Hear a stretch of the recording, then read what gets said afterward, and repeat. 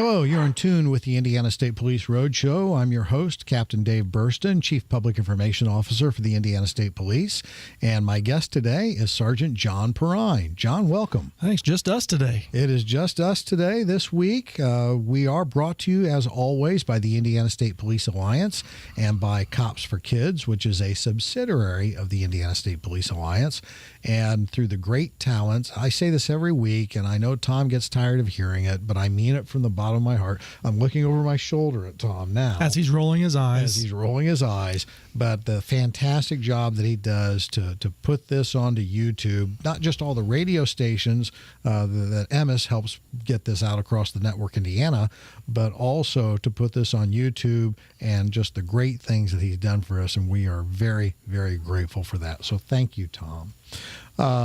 He never says you're welcome. He's just always quiet. People probably don't even think there's anybody here. He's had a long career as the man behind the camera, and he just that's where he's comfortable. That way. So, well, we are here. This is December 30th. We've got people that are going to start planning for their New Year's Eve parties, and there is just a plethora of things for us to talk about related to having a holiday party. Yeah. And what are the things that come top of mind to you, John? Well, I think it goes without saying is planning for a safe ride home, for not to get behind the wheel intoxicated. I mean, it is going to be the year 2019 at midnight, and the options are unlimited on how you can get home safely. Uber, Lyft, you could go on traditional and on. taxi, friends, family. It's just not worth the risk.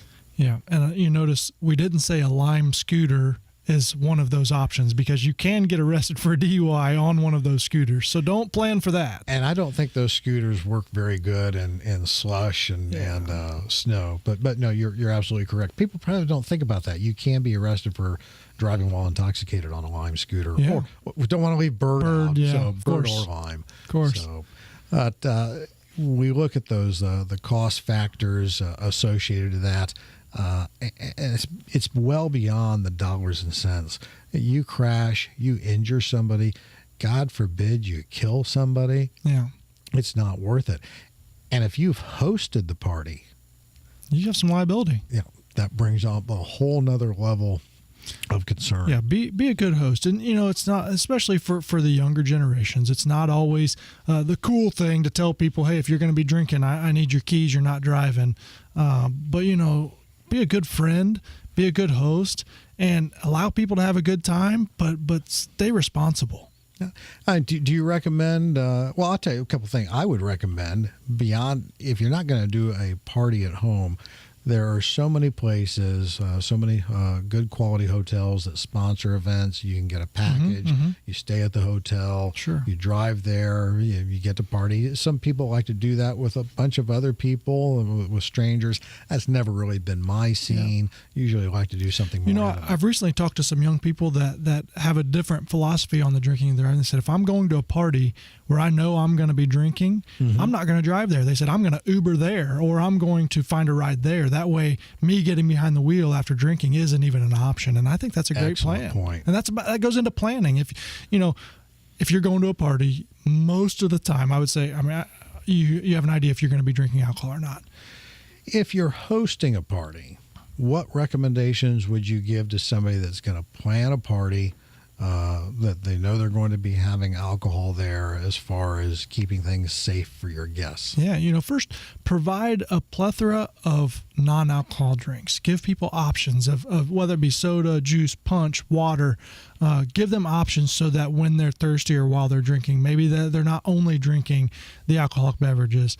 And, if you notice somebody that's getting a little bit too far, don't be afraid to say something. Don't be afraid to step in, offer some options.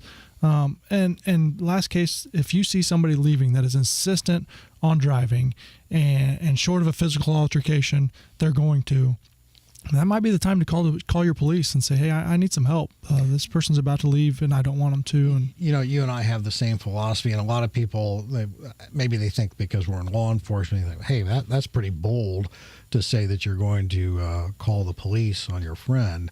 But the point that I've made, just to add on to what you said, is you want to take the time, just as you said, you don't want to get involved in a physical altercation. You don't want to have a fist fight over it.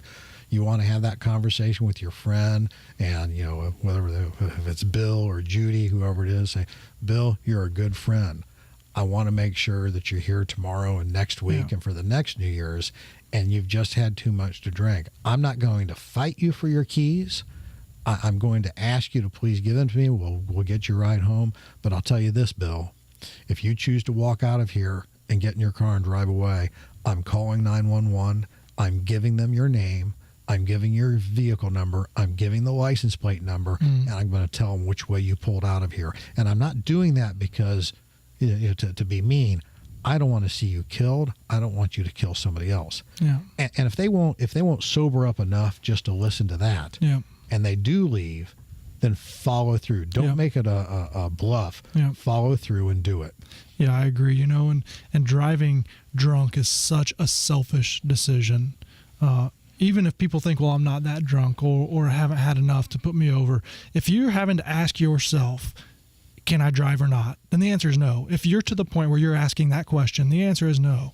So, a DUI has such driving under the influence has such a rippling effect on more than just you. Yes. And let's put it into the perspective of a crash. You're involved in that crash that takes somebody else's life or your own life, or regardless. The rippling effect of that isn't just the families.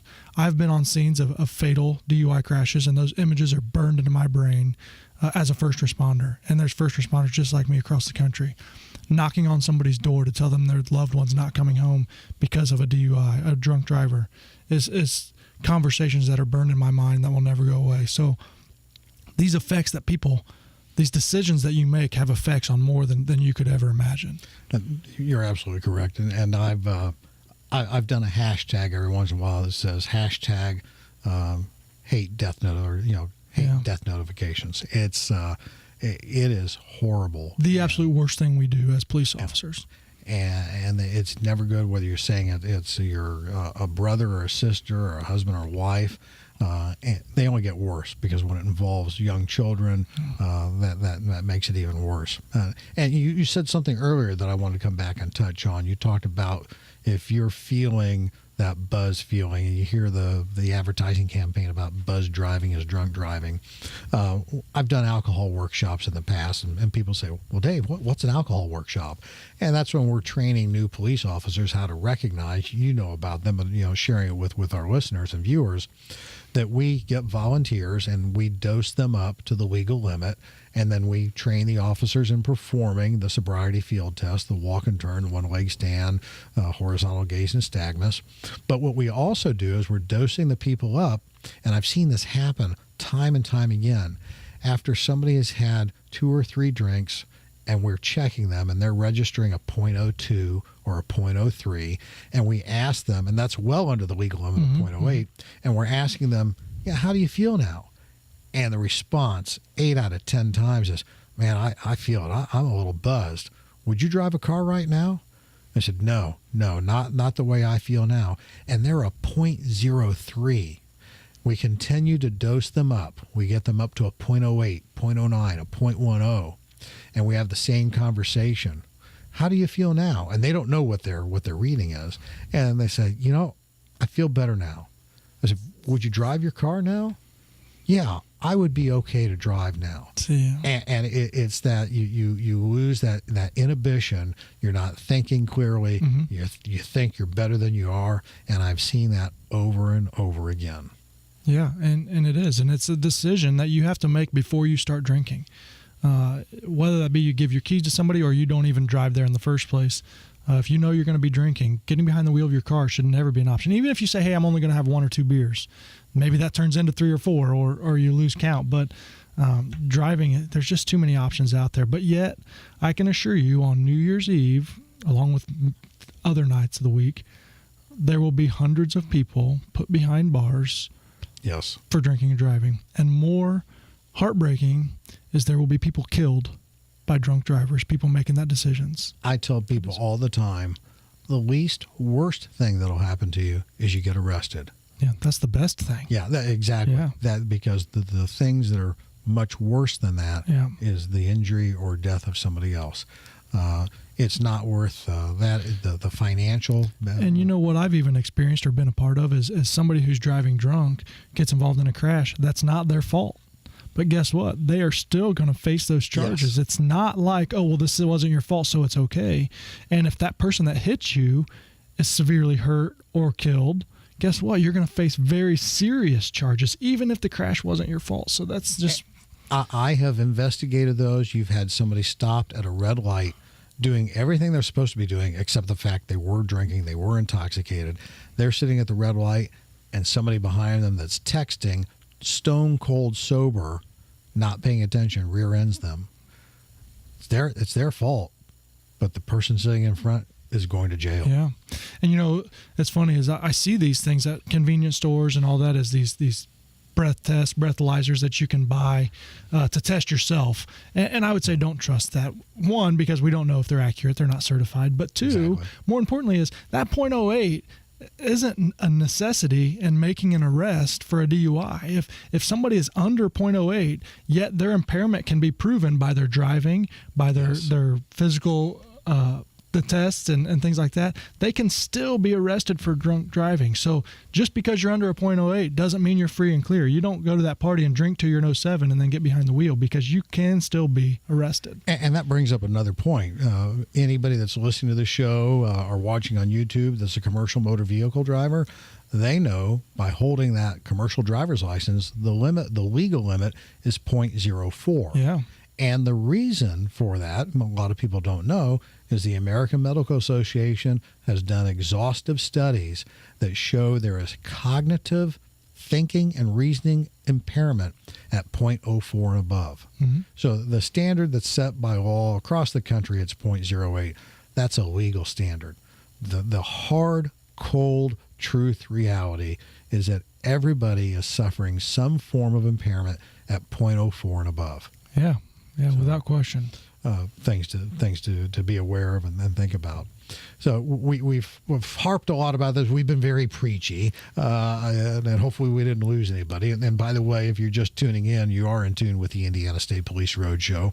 I'm your host, Captain Dave Burston, Chief Public Information Officer for the Indiana State Police. And joining me today has been Sergeant John Perrine, who is the Public Information Officer for the Indianapolis Post. And if you are a Twitter follower and haven't followed John, I would encourage you to do so, and you can do that at ISP Indianapolis. And John puts out a lot of good information. Anything to summarize? We've got just under 2 minutes left. You know, it just all comes down to planning. People often look for an excuse to party. Adults look for an excuse, and often New Year's Eve is that excuse, and they choose to do so. And I'm not against that. Go out, have a great time, but it comes down to that plan. What's your plan to get home safely? And if your plan is, I'll figure it out once I get there, that's not a good plan. Yeah. Fail to plan to fail, as the saying You know, goes. these ride-sharing services are so cheap. I mean, so cheap. Even if it costs $100, a DUI is going to cost you thousands. And a lot of those services, and I don't want to leave out the traditional taxis because they're there too. Absolutely. Whether it's the traditional taxi service or the U2 or the Lyft or Uber, they a lot of times reduce their prices to encourage people. Yeah, their goal is to get people home safe. Of course, they're an organization that makes money, but the bigger picture for them is they have developed an idea that can help get people home safe, and it's working. We do see a reduction, but I can tell you that just because we reduce by 5 or 10%, that's not enough. You still have people out there making those decisions. Our goal is to never have another drunk driving, have another person arrested for drunk driving, because if people aren't doing it, then people aren't dying from that. And then we can start working on people's driving habits and helping them to be better drivers. We can only do so much with safer cars. if you have an idiot behind the wheel, you're going to have the chance for a crash. Yeah, I throw it out to my friends on New Year's Eve, says, if you call me before you get behind the wheel, I can help you. If you call me because you're pulled over or in handcuffs, I can't help you. That is an excellent point and a good place to close our show. Thank you for listening to the Indiana State Police Roadshow. Have a safe New Year's. We'll see you next year. Until then, I'm Dave Burston with the Indiana State Police. Roadshow out.